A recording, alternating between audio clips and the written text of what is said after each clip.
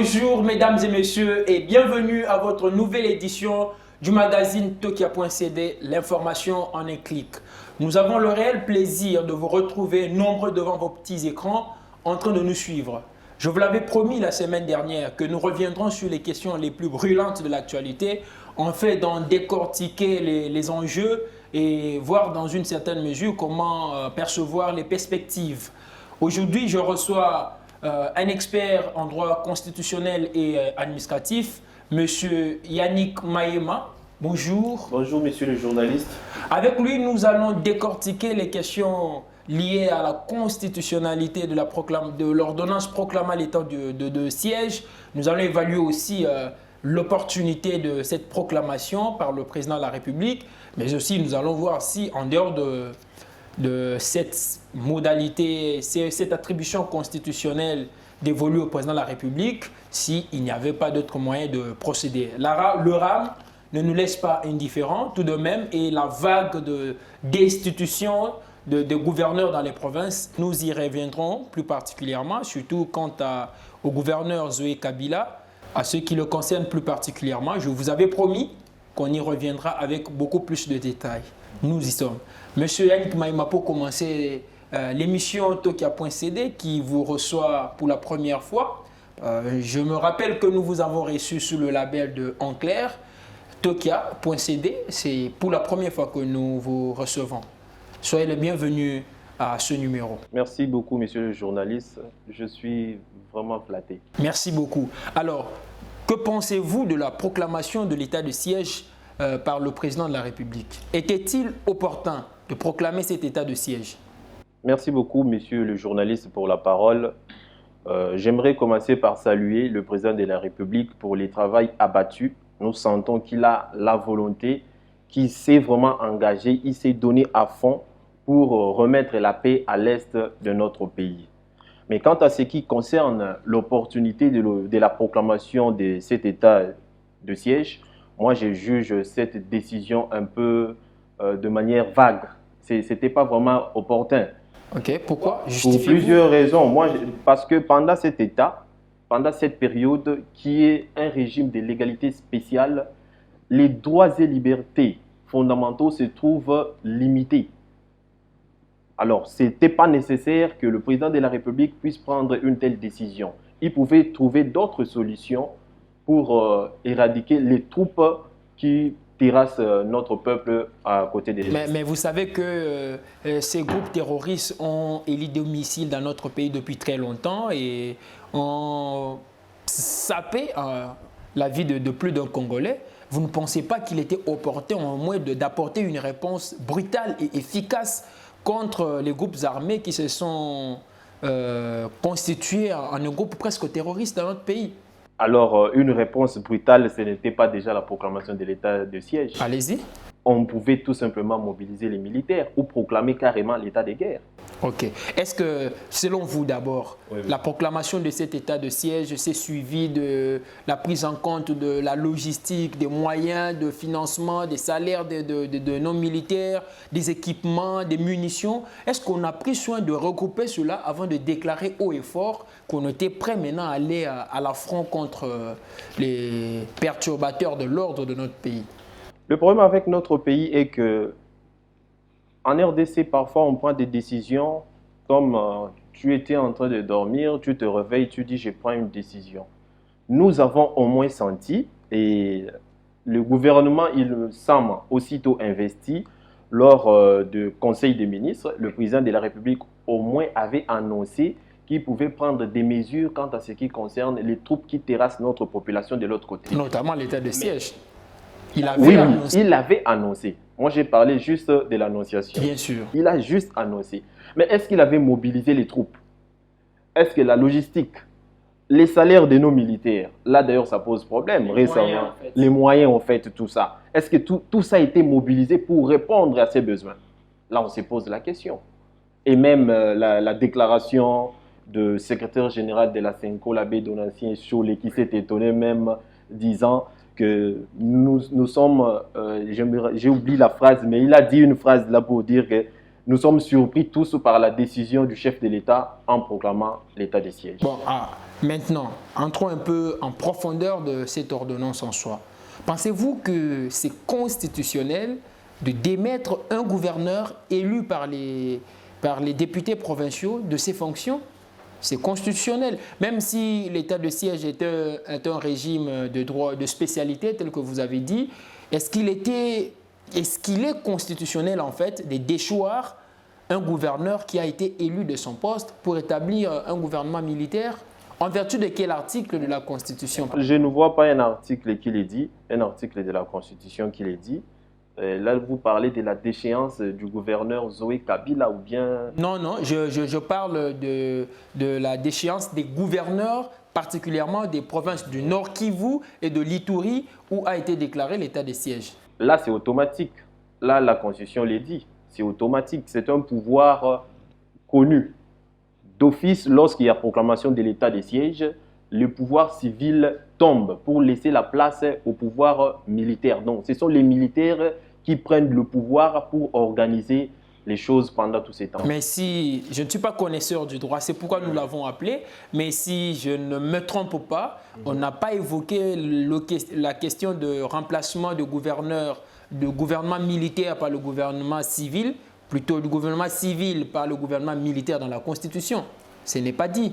Il y a une loi, en fait, qui doit organiser ça. Notamment l'ordonnance présidentielle. L'ordonnance présidentielle, donc, qui n'est pas encore... Le président de la République doit, en principe, ajouter d'autres ordonnances en vue pour réglementer cette situation. Et comment percevez-vous qu'on mette désormais à la tête de ces deux provinces des militaires de carrière qui certainement ont été plusieurs fois dans notre pays impliqués dans certains actes de nature à ne pas favoriser les libertés fondamentales?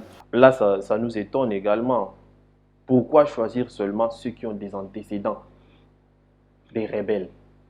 J'ai même suivi, il y a une chaîne internationale qui a fait le point sur ça. Oui. Mais RFI particulièrement. RFI, la TV5 Monde également, j'ai suivi hier. Il se pose également la question de savoir pourquoi, quels étaient les mobiles qui devaient conduire les chefs de l'État à choisir seulement ceux qui ont des antécédents, qui ont participé d'ailleurs à terrasser notre population. Mais vous parlez plus des antécédents qui constituent le côté négatif. Oui. Mais il faut ne pas oublier qu'en suivant leur CV, ils ont parcouru presque tous les rouages de notre armée. En droit, il y a un principe qui dit « Fraus omnia corrompit ». En français, donc, oui, allez-y. Une seule chose, une seule fraude peut tout corrompre. D'accord. Donc moi, partant de ces principes-là, je peux dire que je ne suis pas d'avis que les deux gouverneurs choisis par les chefs de l'État soient les bienvenus pour moi. D'accord.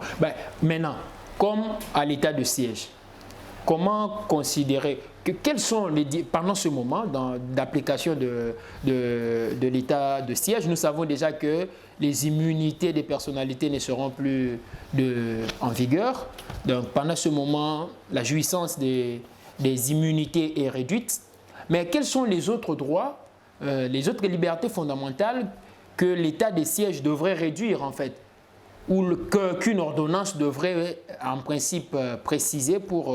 Il y a notamment, j'avais cité le droit d'aller et de venir, le droit de commerce. Il y en a tellement nombreux. Vous trouvez ces droits-là à partir des articles 21 jusqu'à 61 de notre Constitution. Oui. Mais également, il y a d'autres droits où, même s'il y a état de siège, ce pouvoir ne peut pas restreindre. Notamment, c'est l'article 61 de la Constitution. Oui, je vais en lire un extrait. En aucun cas, et même lorsque l'état de siège ou l'état d'urgence aura été proclamé conformément aux articles 85 et 86 de la présente Constitution, il ne peut être dérogé aux droits et principes fondamentaux énumérés ci-après. Le droit à la vie. Le droit à la vie parce que la vie est sacrée. La vie humaine est sacrée. Et l'interdiction de la torture et des peines ou traitements cruels, inhumains ou dégradants. Ça, on violerait les droits de l'homme. Oui, bien sûr. Oui, ou la dignité humaine. L'interdiction de l'esclavage et de la servitude, le principe de l'égalité des infractions et des peines, les droits de la défense et le droit de recours, l'interdiction de l'emprisonnement pour dette, la liberté de pensée, de conscience et de religion. Voilà. Donc, l'état de siège, quoi qu'il en soit, même s'il peut démettre des gouverneurs en cascade, même si l'administration civile peut être remplacée par l'administration militaire, en aucun cas, ces droits que je viens de citer ne peuvent faire l'objet de restrictions. Là, on ne peut pas toucher, c'est automatique. Mais en définitive, êtes-vous d'accord avec l'état de siège tel que présenté? En définitive, je dirais que je ne suis pas beaucoup plus fanatique de la proclamation de cet état de siège. Qu'est-ce qui vous choque? Qu'est-ce qui vous choque? Ce qui me choque est que les libertés fondamentaux des paisibles citoyens sont violées. Est-ce que par exemple, pendant cet état de siège, on peut constater des retombées négatives sur notre économie? Oui, déjà quand vous parlez de l'économie, j'ai évoqué à plusieurs reprises la liberté de commerce par exemple. Notre pays actuellement, si nous devons compter sur les budgets, cela ne va pas favoriser beaucoup de gens à survivre. Nous comptons beaucoup plus sur les petits commerces. Il y a d'ailleurs un ministère installé en RDC ici qui parle de la promotion des petites et moyennes entreprises. Il y a notamment les petits commerces. Voilà, il y a notamment le petit commerce. Cela a aussi de l'impact sur notre économie. Mais je crois avoir suivi une autorité de la place qui dit que le gouvernement militaire va assurer le commerce. Le commerce sera fait, tout sera fait. Seulement qu'il y a transfert de pouvoir des autorités civiles vers les autorités militaires. C'était qui l'autorité de la place? Là, je pense que c'était un ministre qui l'avait dit, même si je n'ai pas les termes précis. Donc ce qui peut inquiéter les commerçants, c'est l'état de siège en soi. Ouais. Ce droit-là d'exercer librement le commerce n'est pas entaché pendant cette période. Si, mais c'est clair, quand vous lisez, j'ai bien dit que le président de la République devait prendre d'autres ordonnances en vue de bien réglementer la situation. Étant donné que cette situation n'est pas prise en compte par une loi telle que le prévoit la Constitution. Bon, très bien. Mesdames et messieurs, si vous nous avez très bien suivis, vous avez compris le contenu de cet état de siège, mais aussi de cette ordonnance. Nous reviendrons, même si nous l'avons... Alors, attendez, j'ai une autre question. Oui. À bien lire l'ordonnance du chef de l'État, il a dit ceci: la présente ordonnance cesse de produire des effets à l'expiration du délai de l'état de siège. Le délai de l'état de siège, c'est de 30 jours à dater du 6 mai, hier. Alors, imaginez à la fin de l'état de siège, le gouvernement militaire tombe. Mais c'est automatique. Et maintenant, on revient à l'ancien ordre. Oui, c'est automatique. Donc, on peut considérer que les gouverneurs sont en stand-by. Oui, c'est automatique. Et c'est constitutionnel, ça? C'est ça, en fait, la beauté du droit. C'est constitutionnel. C'est automatique et c'est constitutionnel. Ou la Constitution ne dit rien. Le président de la République devra, en principe, prendre d'autres ordonnances. Mais c'est clair. Et pendant tout ce temps... Et aussi, vous avez oublié... Nous avons une autorité compétente dans ce pays qui est l'autorité de la légalité des constitutionnalités des lois, qui est la Cour constitutionnelle. En principe, la Cour constitutionnelle doit également se prononcer sur l'ordonnance du chef de l'État proclamant l'état du siège. Elle s'est déjà prononcée, c'est constitutionnel. Voilà. D'accord. Merci mesdames et messieurs. Nous passons maintenant au deuxième thème de notre émission qui ne vous a pas laissé certainement indifférent. C'était notre promesse, la vague de destitution de gouverneurs de province. Hier, comme je vous l'avais annoncé avant-hier, c'est monsieur le gouverneur Zoé Kabila du Tanganyika qui a été déchu à l'Assemblée provinciale par 13 députés pétitionnaires qui ont fini par voter. Monsieur Yannick Maema, certainement, ce sont des questions juridiques qui vous intéressent. Vous devriez être au parfum de tout cela. Vous le savez bien, certains gouverneurs, certains députés provinciaux proches de Zoé Kabila ont été empêchés de participer à la plénière. C'est constitutionnel? Ça, c'est pas constitutionnel. Est-ce l'image de l'état de droit? Déjà là, nous sommes contre l'état de droit. Allez-y. Prôné par les chefs de l'État. Comment on peut empêcher un parlementaire d'exercer ses pouvoirs? C'est vraiment anticonstitutionnel. En dépit de cela, monsieur le gouverneur n'a pas été convié à présenter ses moyens de défense. Selon une source très proche que je vous avais déjà citée, monsieur le confrère Stanis Boujakera, M. Zoé Kabila serait bloqué ici à Kinshasa, interdit de se déplacer d'ici et n'a pas donc eu droit de faire valoir ses moyens de défense devant l'Assemblée provinciale. C'est encore une entorse. Quand on parle des pétitionnistes, j'aimerais, messieurs les journalistes, que vous puissiez ajouter que les pétitionnistes de l'Union sacrée. Bien sûr. Et là, on ça n'engage que vous. Ouais. Ce sont les députés provinciaux. Les pétitionnistes de l'Union sacrée. On les appelle députés provinciaux de l'Union sacrée. Okay. Il y a une mouvance. Aujourd'hui, on s'est tracé. Telle personne est de telle mouvance et l'autre est de telle. Ce sont les pétitionnistes de l'Union sacrée. Moi, j'aimerais savoir, dans la pétition, qu'est-ce qu'ils reprochent au gouverneur? C'est très grave ce qu'ils lui reprochent. Hein, je pose des questions, mais notamment un déficit intellectuel notoire qui l'empêche de s'exprimer devant les élus provinciaux. Est-ce qu'il faut vraiment déchoir un gouverneur compétent, un gouverneur ovationné de partout par son peuple, puisqu'il a un déficit notoire des compétences? Il ne sait pas s'exprimer en public. C'est une personnalité publique. Normalement, il devrait avoir le minimum pour s'exprimer. En droit des grands services publics, allez-y. Il est dit qu'il ne faut pas robotiser les histoires. Ça veut dire... Cela veut dire une personne qui n'a pas étudié, qui n'a pas un niveau, mais qui est compétent, capable d'exercer une fonction en vue de répondre à l'intérêt de la communauté, vous les laissez là, qu'ils travaillent. Est-ce que d'abord l'accession au gouvernorat est conditionnée par un niveau d'études? Je ne pense pas. Il faut lire là également, il faut lire la loi électorale.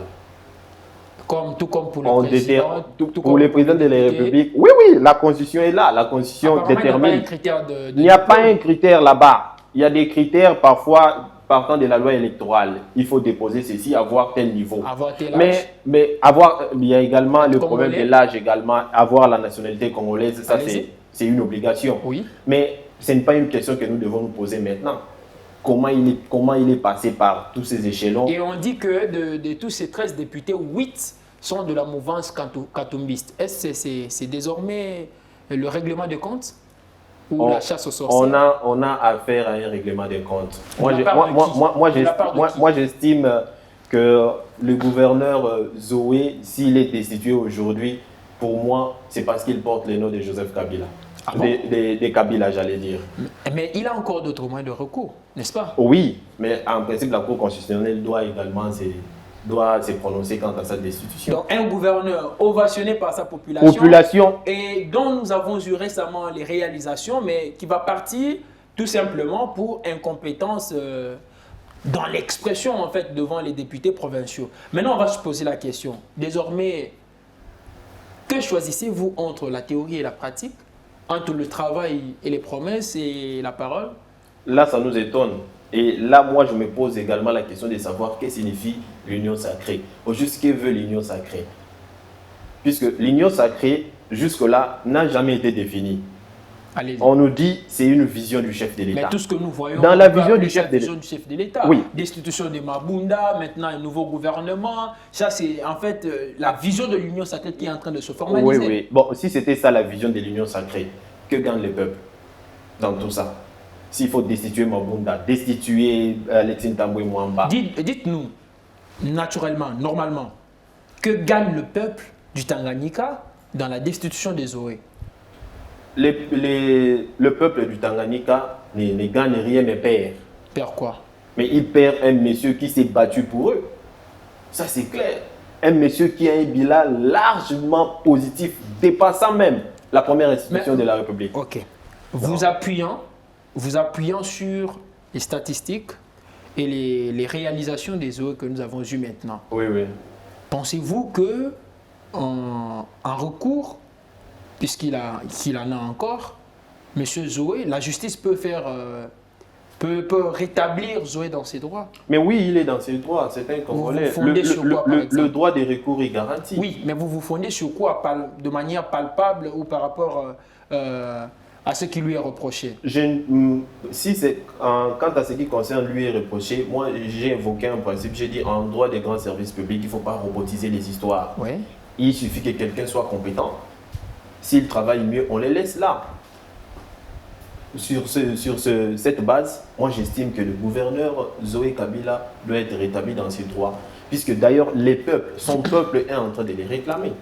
Merci beaucoup. C'est une anecdote. Je ne voudrais pas qu'on y reste pendant longtemps. Et d'ailleurs, dans un document auquel j'ai eu accès, les députés qui reprochent à Zoé Kabila eu un déficit intellectuel notoire pour s'exprimer devant l'Assemblée nationale, l'Assemblée provinciale, ont eux aussi, dans le petit document qu'ils ont publié, écrit compétence avec A à la fin. Compétence avec A plutôt que de ES, c'est aussi Alors, mais Sinon, en fait, c'est juste pour dire qu'il est naturel de se tromper, mais avec... naturel de se tromper chez eux, mais pas naturel de se tromper chez C'est le l'intolérance qui n'est pas une valeur en démocratie. Voilà, ce qui nous permet de chuter désormais.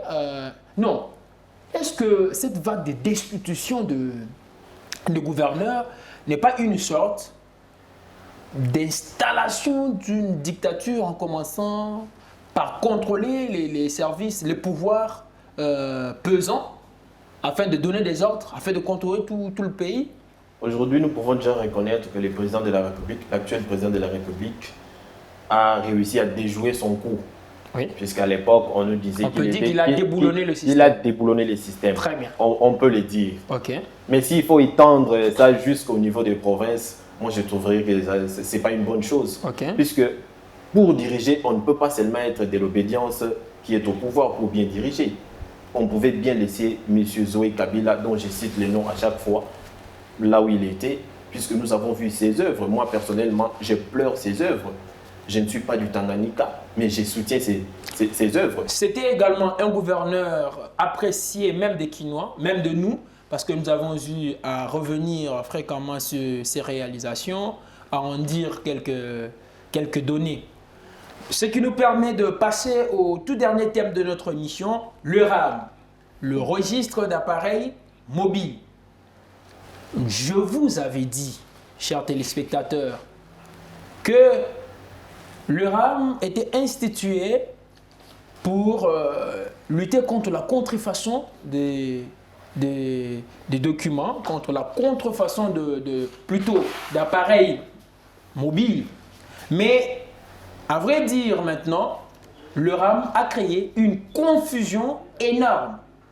Vous le savez, maintenant, beaucoup d'internautes, beaucoup d'usagers de téléphonie mobile se sont vus empêchés d'accéder librement à leurs services. Je reçois Yannick Maema qui est avec moi sur ce plateau et il va nous décortiquer le côté légal ou illégal de l'établissement de cette taxe qu'on appelle le RAM, le registre d'appareils mobiles.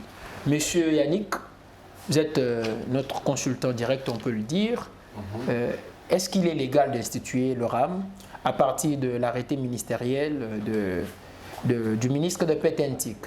Le RAM, j'aimerais avant de prendre la parole quant à ces sujets rappeler une phrase célèbre que disait mon maître Jacques Joly. Allez-y.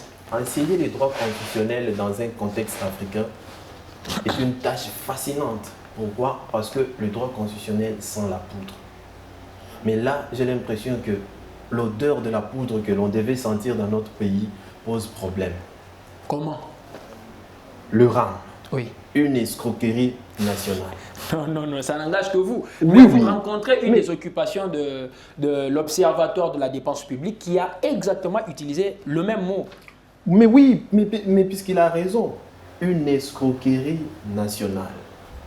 Et une taxe anticonstitutionnelle. Pourquoi? Et j'aimerais bien montrer ma constitution quand je parle d'une taxe anticonstitutionnelle. Démontrez-nous en fait l'inconstitutionnalité de cette taxe. L'arrêté ministériel n'a pas le pouvoir de taxer les contribuables. Impossible. Pourquoi? Parce que la taxe ne peut pas, en principe, produire des effets partant d'un arrêté ministériel. C'est un domaine législatif. La Constitution les dit. Je montre, quand je parle de cette taxe des RAM, je préfère montrer ma Constitution pour dire que la RDC est un état de droit et dont nous devons nous référer à chaque fois à la loi. Mais pensez-vous pas que cette taxe aurait de bénéfices quand même? Des bénéfices par rapport à qui? par rapport aux utilisateurs. Parce qu'on nous dit que non, avec cette taxe, on va désormais donner de la connexion gratuite à certaines universités, à certains espaces publics. Avec cette taxe, on va désormais lutter contre la contrefaçon, on va lutter contre la dégradation du qualité de la connexion Internet dans notre pays. C'est ce qu'on dit, vaguement.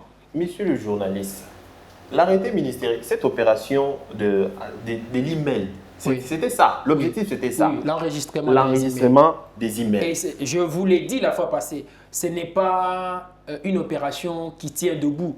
Puisqu'en fait, chaque opérateur de téléphonie mobile peut déjà enregistrer chaque téléphone. Oui. Donc, il n'était pas opportun qu'on mette en place un service de l'État pour enregistrer les téléphones. L'État devrait peut-être collaborer avec chacune de ces téléphonies mobiles pour savoir quel téléphone est dans notre pays. Maintenant, nous allons laisser à notre invité le temps de nous montrer. Il nous a déjà montré l'inconstitutionnalité de l'institution de cette taxe.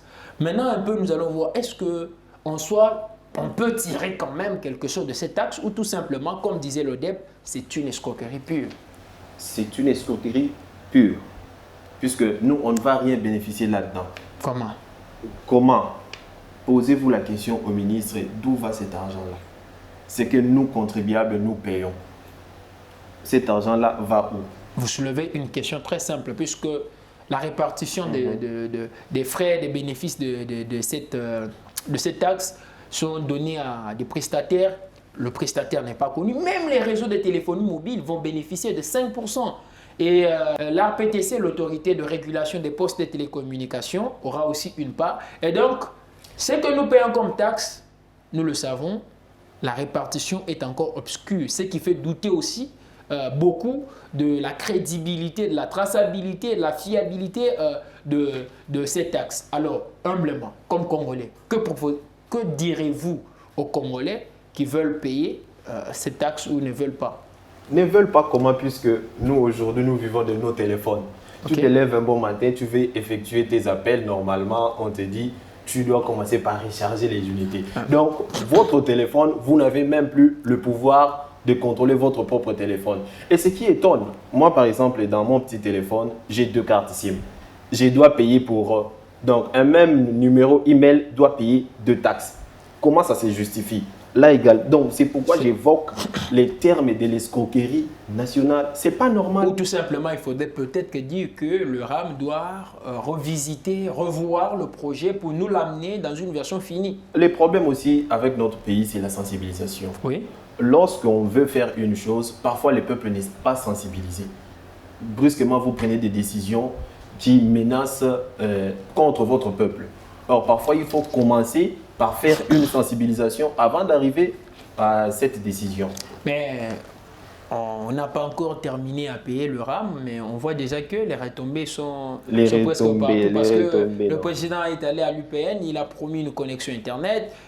Il y a maintenant là le lancement d'une connexion gratuite à l'université de Kinshasa par l'autorité de régulation des postes et télécommunications. Donc c'est le ministère de PTNT qui s'est investi et j'ai eu la grâce de lire les articles de actualité.cd qui précisent que le RAM avait beaucoup de priorités, notamment l'offre de la connexion gratuite aux universités.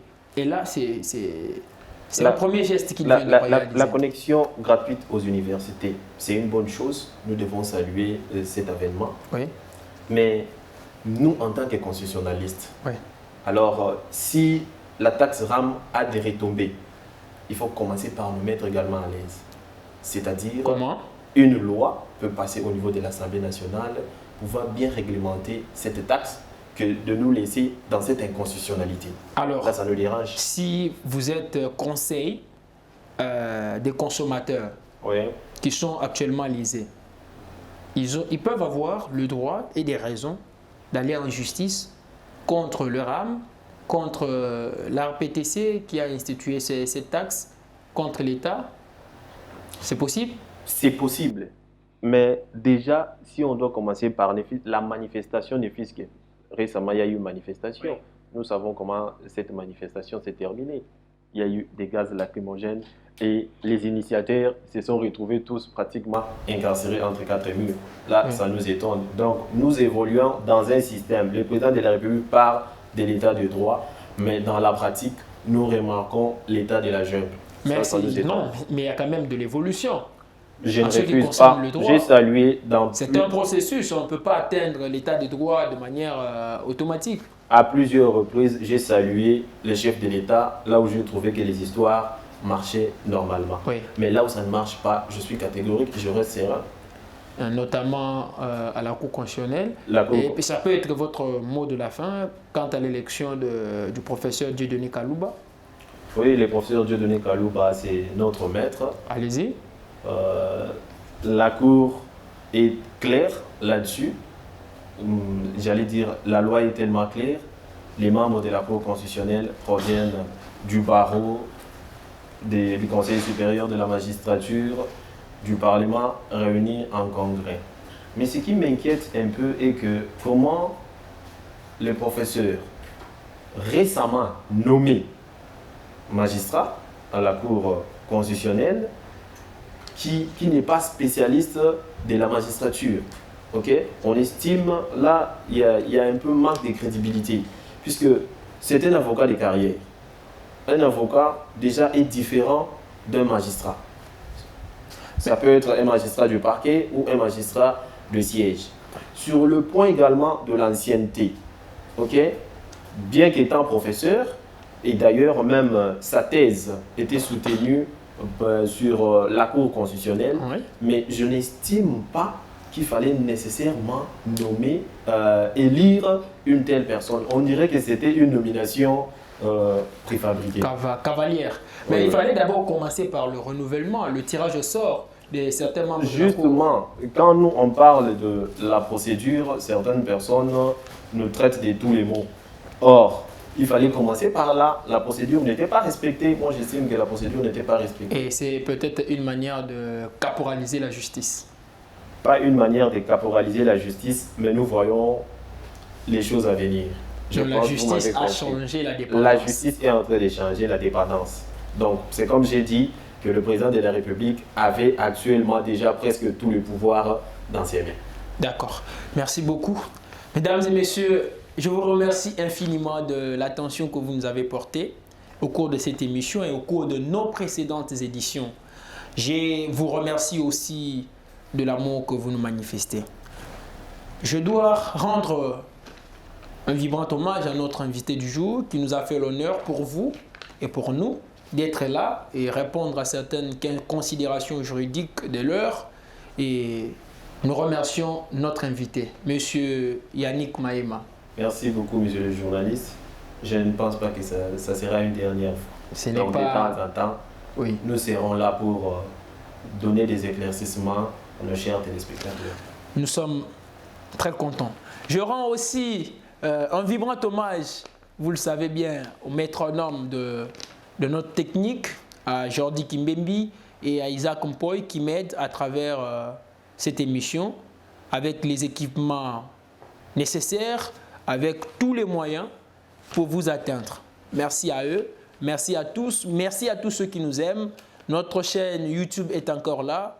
Cliquez, aimez Tokia.cd et dans nos pages Facebook, Twitter et ailleurs, laissez-nous votre petit j'aime, abonnez-vous et l'aventure va continuer. Moi, c'est Godefroy Binze Ibiala Nibez, votre humble serviteur. À très bientôt.